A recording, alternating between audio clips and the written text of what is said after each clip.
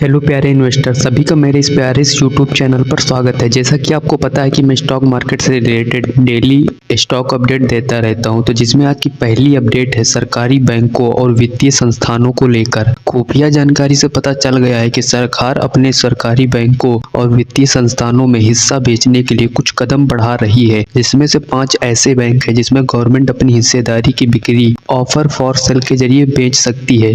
जिसमें से पहला बैंक है आईओबी और दूसरा सेंट्रल बैंक, और वहीं तीसरा बैंक है यूको बैंक, और चौथा पंजाब बैंक और सिंध बैंक। वहीं गवर्नमेंट न्यू इंडिया इंश्योरेंस और एलआईसी को भी लपेटे में ले सकती है, तो आप इन बैंकों और इन कंपनियों पर नजर रख सकते हैं। अगली अपडेट है डिफेंस सेक्टर को लेकर। आज के दिन जेपी मॉर्गन फर्म का इस सेक्टर पर कहना है कि डिफेंस सेक्टर अपनी ऑल टाइम हाई से 50% तक का डाउन है। इस समय पर आप सोच समझकर इस सेक्टरों के स्टॉक पर निवेश कर सकते हैं। वहीं अगली अपडेट है टाटा प्ले और एयरटेल डीटीएच को लेकर। सूत्रों के मुताबिक पता चला है कि टाटा प्ले और एयरटेल डीटीएच दोनों कंपनियां आपस में मर्जर कर रही हैं, जिसमें भारतीय एयरटेल की नई कंपनी में 50% से ज्यादा हिस्सेदारी हो सकती है। ये सब चल तो रहा है, लेकिन और इनके जरा पुराना रिकॉर्ड देख लेते हैं कि पिछले में इन्होंने क्या किया है। अगर जिसमें हम बात करें टाटा का, तो टाटा का जो टेलीकॉम बिजनेस है, अगर उसे हम देखें तो उन्होंने अपना टेलीकॉम बिजनेस वो भारतीय एयरटेल को बेचा था, वो भी 354 करोड़ रुपए का लॉस करके। वहीं अगर हम भारतीय डीटीएच को बात करें तो उन्होंने भी 76 करोड़ रुपए का लॉस किया था। तो समझ रहे हैं ना बाबू भैया क्या चल रहा है मैटर।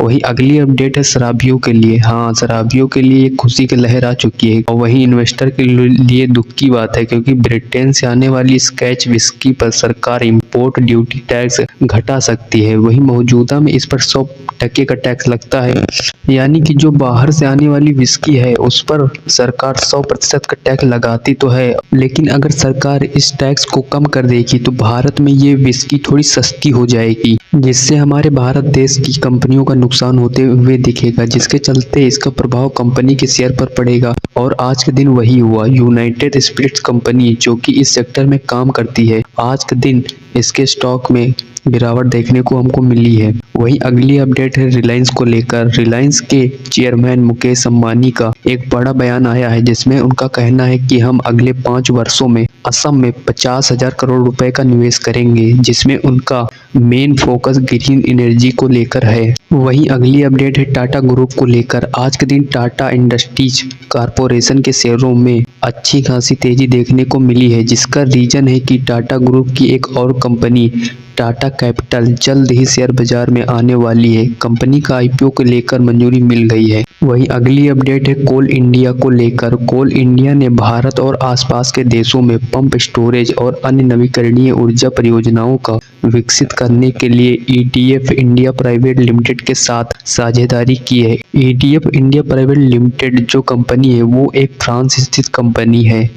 वही अगली अपडेट है अडानी पावर को लेकर। अडानी पावर एक नई कंपनी विदर्भ इंडस्ट्रीज पावर को खरीदने के लिए आज से पत्र प्राप्त हो चुका है। अगर हम बात करें कि ये नई कंपनी करती क्या है, तो यह महाराष्ट्र के नागपुर में 600 मेगावाट के थर्मल पावर प्लांट का स्वामित्व और संचालन करती है, और कंपनी अभी दिवालियेपन के दौर से गुजर रही है, जिसके चलते इस कंपनी को बेचा जा रहा है और अडानी पावर इसको खरीद रहा है। वहीं अगली अपडेट है डाबर को लेकर।